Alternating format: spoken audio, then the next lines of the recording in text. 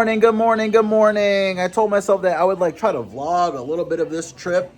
It's the first day of Anime Expo, but now I'm just honestly ready to go. Just waiting for the homie to walk through those doors, and we about to be out of here.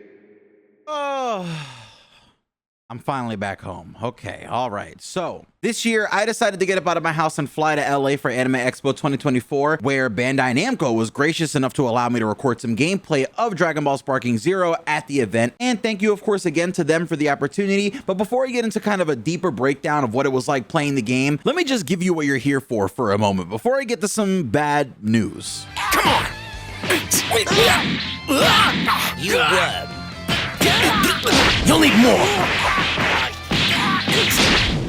Such power! I'll get a little serious now. You Keep at it. Take this! Take Guess I'll give you a fright. You missed. No way! There we are. The bad news.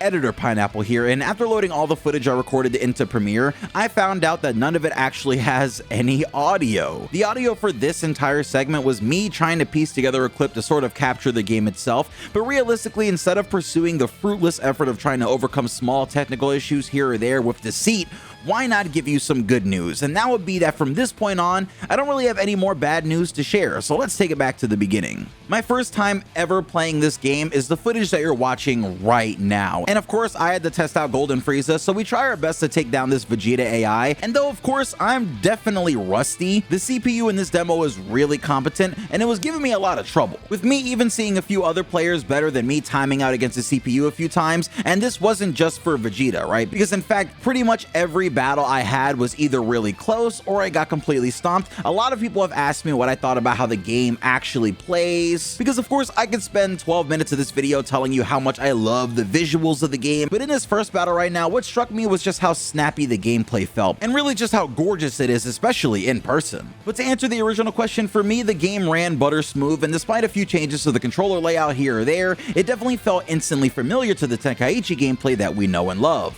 Ultimately, I end up losing this match, and shout out to the homie Tech for recording the over-the-shoulder here, but after working off a bit of rust, it was finally time to do the actual recording and whatnot. And as the game booted up, obviously I was thinking that I can't wait to experience this at home with an air conditioner. And obviously you've seen that I picked this Trunks team against Frieza, and they have a special dialogue that you can see on the screen here, with Frieza saying, "The sword-wielding Saiyan, we meet again. The pain you suffer shall be even worse than what I experienced in that wretched hellscape," referring to his time in hell leading up to Dragon Ball Super, with Trunks responding, "Frieza's come back to life? What happened while I was gone?" Now, as the match went on, I tried out Trunks' lightning sword slash, which I completely whiffed, but I couldn't help but watch it as it created a giant impact in the water below, before getting back to Frieza as I continue to get a feel for the movement and do this really cool looking rush down as I head down and fish Frieza out of the water using Masenko. I really love how everything gets extra dramatic, and I mean extra dramatic, when someone charges their ki up all the way like Frieza does here before switching. And obviously Trunks has to get his revenge on Android 18 again, so we brawl it out. Android 18 and 17, I can tell, are definitely going to require a little bit of patience when you run into them online, because they have that really useful barrier technique that I kept running into. But eventually I ended up against Frieza with Buu again, and I did start to get absolutely cooked again until Buu comes through, since I wasn't playing with Frieza at all here, but you can tell. But by this point, time was getting pretty down to the wire with Android 17 versus 18, and now I'm just trying to win before the time runs out at any means possible. So that meant eating a barrier or two and powering up as much as possible before doing this spicy little combo, and completely whiffing the ultimate. I mean, look, man, I'm still training, all right? The game's not out yet. I'm still learning. Have you played the game? Probably not, and you're probably still much better than I am, so don't worry. You're going to be beating me on day one. But after going barrier for barrier with 18 and dealing with a little more punishment, eventually the time ran out, and because I had more health, I won. Now after this, we switched to Goku and the boys, where we ran into another unique interaction, and honestly I think anyone trying to get every single unique character intro was gonna have a really hard time, because I can't even imagine how many of them are gonna be in the full game. So Goku says, "I bet you learned a whole bunch of cool new techniques, Tien Shinhan. What do you say? Care to try them out on me? It'll be fun," with Tien responding, "Yes indeed. I know I don't have to hold back in a fight against you." And from here it's no rules as Tien starts trying to fight for a spot in the group chat, which excited me since I'm probably gonna end up maining Tien when the full game is out. One thing that I did notice that keeps the battles feeling really dynamic is the fact that you actually get a skill stock anytime you lose a health bar, and the same goes for your opponents. However, as far as I can tell in all of the gameplay that I've looked at, that seems to really only be the case for the lead characters in the battle, like in this case it would be Goku and Tien. But either way, it was interesting to see that bit of balancing added to the game as they try to figure out how to balance a game like this in the first place. And I mean, those efforts are definitely appreciated, absolutely. And speaking of balance, it gets tipped in our direction here as Goku transforms into Super Saiyan 3 on the screen, with the version in this build looking improved a bit from some of the past footage you've seen of him. And even though Tien still puts up a good fight, I mean, what can you do against Super Saiyan 3? Like, honestly, like, what can you actually do? Even when you damage him, I mean, you're just making him look cooler at that point, so, like, L on you. Now, Tien does use Solar Flare, which is one of his skills that you can use with the shoulder button combined with your D-pad, and the skills are something that I really like because I feel like anytime I felt like I was out of options, I could bring up the skill menu and wouldn't just have beams or rush attacks, and there would actually be a nice option for the characters to use in many different situations. Like Goku being able to use instant transmission, those pesky android barriers I was talking about a little earlier, and of course the Solar Flare. And other characters have stuff that lets them power up all the way, and various other things. You got to really try every character to figure out what they can do. Now, I personally think that if these skill loadouts are customizable in the final game, it's going to really kick the individuality of all the characters up into overdrive, if the game already hasn't done that already, because everyone is really different.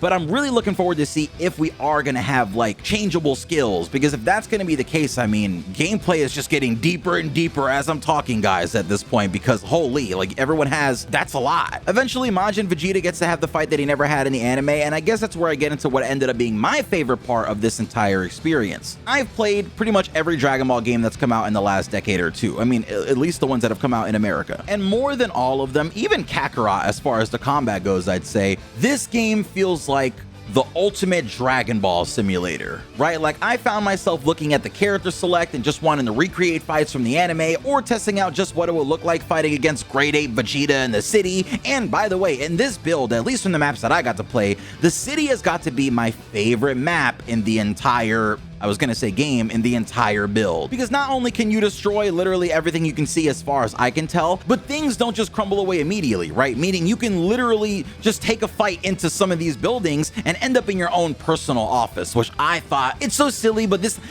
really excited me, because how often do you get to see Dragon Ball characters fighting inside of buildings? You know, I mean, maybe it's dumb, maybe, but anytime I see a character get kicked from one building to another, that it just fills me with hype. So seeing two DBZ characters or super characters literally floating in a room, like squaring up, stanced up with the key and everything, and the building is like shaking around. Guys, please, please understand, it's crazy hype. I don't know. Maybe I need a map where the whole thing is just inside of a mall or something, because DBZ inside of buildings is cool. It's like that fighting league where they're fighting inside the car. Something about the limiting factor is just awesome. Now, I said I'd talk about the AI, and man, they weren't playing. I feel like I have some actual bruises from what that AI did to me and that CPU did to me, because I'm not gonna lie, when I passed the controller over to the homie, he's way better than me, right? So like, that was kind of my thinking. You're way better than me, so maybe, you know, I'm trying to get some like expert gameplay. And we were both shocked when we saw just how insane some of the CPUs are. And it doesn't feel like everyone is on the same level either, because when we came up against Beerus, it was like fighting the actual Beerus himself. Like,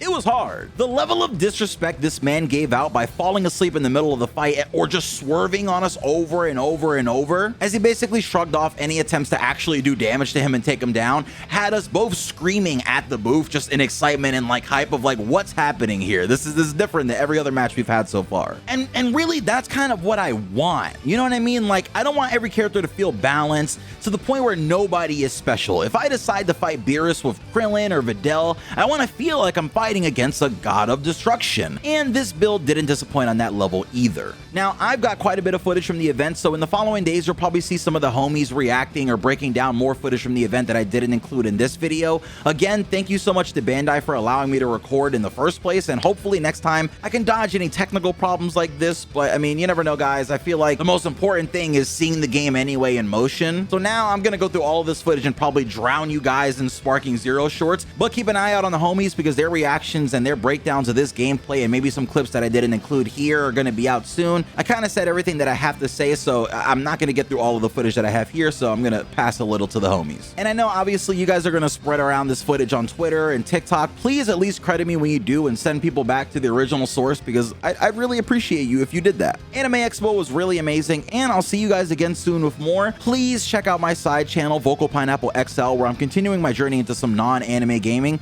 and check back soon for more. See ya.